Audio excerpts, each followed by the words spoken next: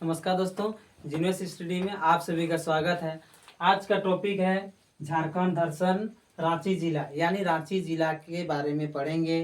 रांची जिला का नामकरण कैसे हुआ, इसका प्राचीन काल, मध्यकाल, आधुनिक काल, गांधी युग, इसका भौगोलिक, राजनीतिक सभी को पढ़ेंगे।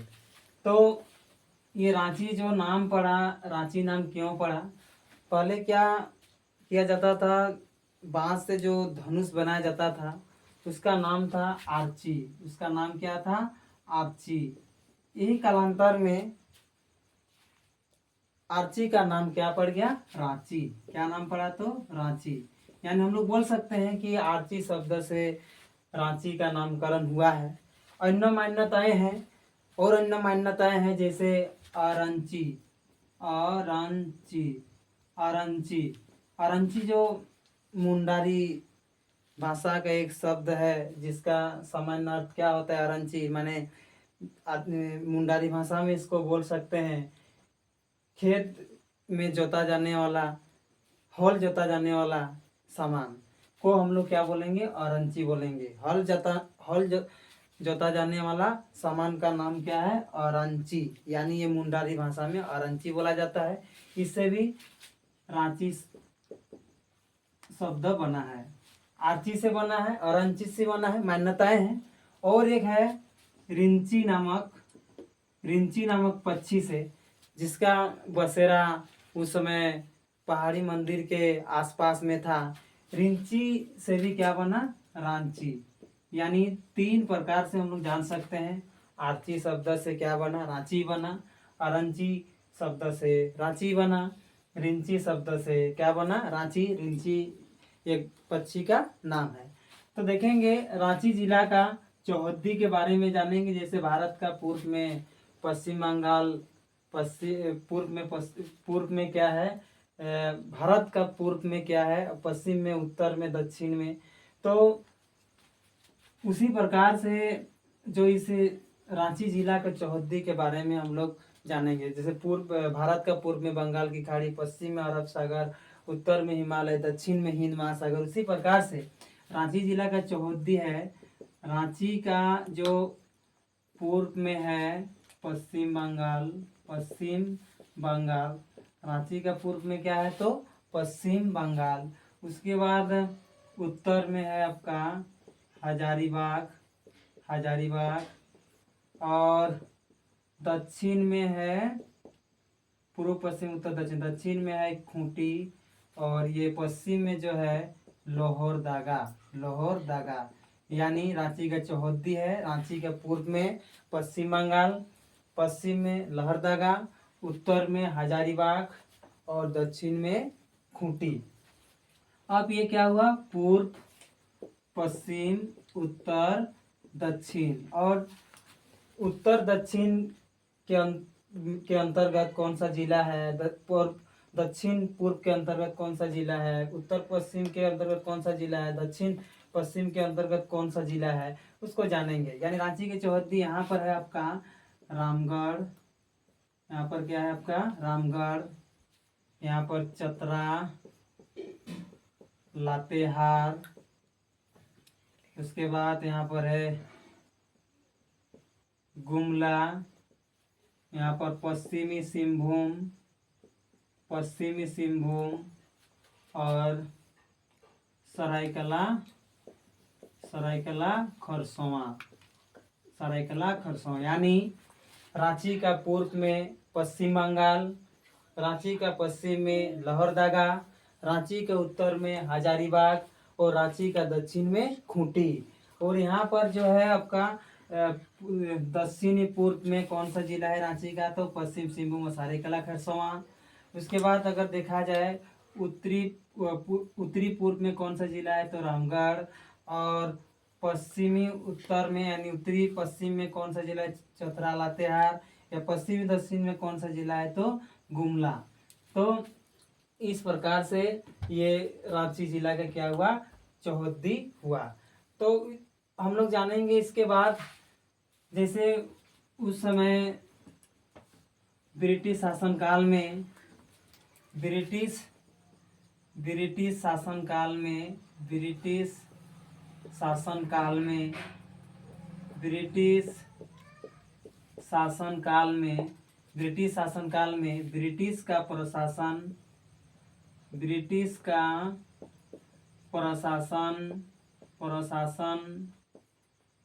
1845 ईस्वी में लोहरदगा 1845 लोहरदगा से ब्रिटिश का प्रशासन लोहरदगा से चलाया जाता था। यानी ब्रिटिश शासनकाल में ब्रिटिश का प्रशासन 1845 ईस्वी में लोहरदगा से चलाया जाता था। तो वहीं पर एक गांव का नाम था किशनपुर गांव था लोहरदगा में। किशनपुर का नाम ही बाद में क्या पड़ा? रांची। बाद में क्या नाम पड़ा? किशनपुर, रांची। इस प्रकार से हम लोग बोल सकते हैं कि रांची को निम्न नामों से जाना जा सकता है। जैसे देखेंगे किशनपुर, उसके बाद अगर समझा जाए तो रांची और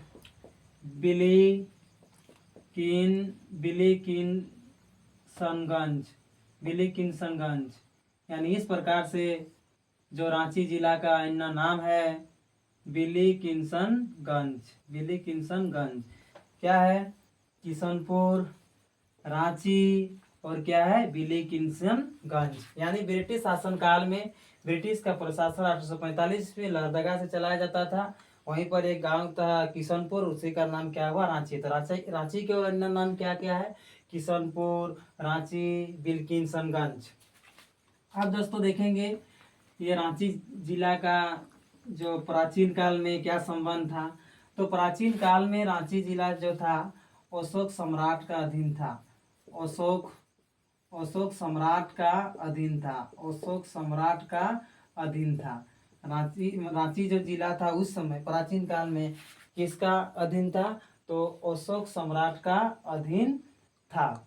अब इसमें देखा जाए उस समय जो मुंडारी सबसे वर्चस्व में था रांची जिला में, क्योंकि उस समय मदरा मुंडा का शासन हुआ करता था। किसका?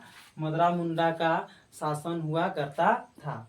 और यहाँ पर इस रांची जिला में पूरा पाषाण काल के रांची जिला में पूरा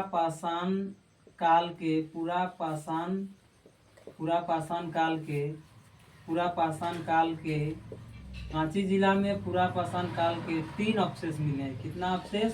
तो 3 अवशेष मिले हैं। रांची के नामकुम क्षेत्र से तांबे की खान और लोहे की औजार। कौन सा क्षेत्र से? तो नामकुम क्षेत्र से लोहे की औजार और बाण से फलक। और रांची में कनिष्क के सिक्के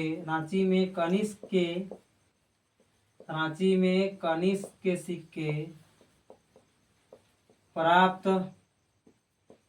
हुए थे। रांची में क्या? कनिष्क के सिक्के प्राप्त हुए थे। यानी पूरा पाषाण काल के जो 3 अवशेष नामकुम क्षेत्र से, रांची के नामकुम क्षेत्र से तांबे, लोहे की औजार, बाण से फलक और रांची में कनिष्क के सिक्के प्राप्त हुए थे। अब देखेंगे दोस्तों उस समय जो प्राचीन काल में यहाँ पर नागवंशी शासकों का राजधानी हुआ करता था। जैसे देखेंगे यहाँ पर सुतियाम्बे, फणिमुकुट राय का जो नागवंशी शासक फणिमुकुट राय का राजधानी था। चुटिया प्रताप राय का राजधानी था। खुखरा भीमकर्ण का राजधानी था।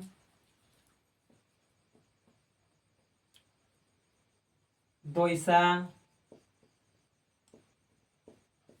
दोईसा, दुर्जन साल, दुर्जन साल का राजधानी था पालकोट भौरों, जगन्नाथ, जगन्नाथ सहदेव का राजधानी था रातूगढ़, प्रताप उदयनाथ सहदेव का राजधानी था। यानी यहाँ पर ये दोईसा और पालकोट भौरों ये कहाँ का था, तो पलामू का एरिया था। बाकी जितना भी है सब रांची में, ये जितना भी राजधानी नागवंशी राजाओं का था, ये जितना भी राजधानी देख रहे हैं सब रांची में था। जैसे सुतियाम्बे में किसका, फनी मुकुट राय का, चुटिया में किसका, प्रताप राय का, खुखरा में किसका, भीमकर्ण का, दोईसा में किसका, दुर्जन साल का, पालकोट भौरों का किसका, जगन्नाथ सहदेव का, रातूगढ़ में किसका, प्रताप उदयनाथ सहदेव का। तो इस प्रकार से प्राचीन काल का में जो नागवंशी शासकों का राजधानी रांची में हुआ करता था। अभी देखेंगे ये प्राचीन काल में देख लिए।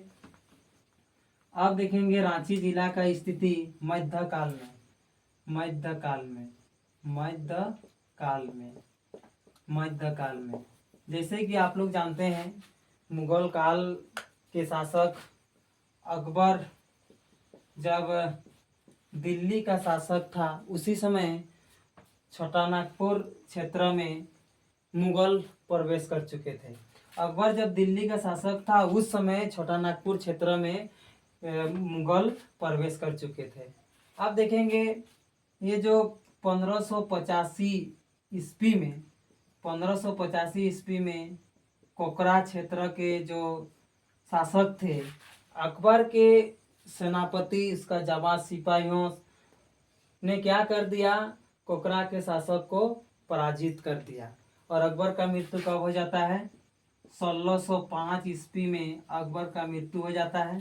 उसके बाद पुनः जहांगीर के समय, पुनः जहांगीर के समय, किसके समय, तो जहांगीर के समय, पुनः जहांगीर के समय, पुनः जहांगीर के समय बिहार के गवर्नर, बिहार के गवर्नर, बिहार के गवर्नर इब्राहिम खां, इब्राहिम खां, इब्राहिम खां पुनः इसको क्या कर लेता है, कब्जा कर लेता है।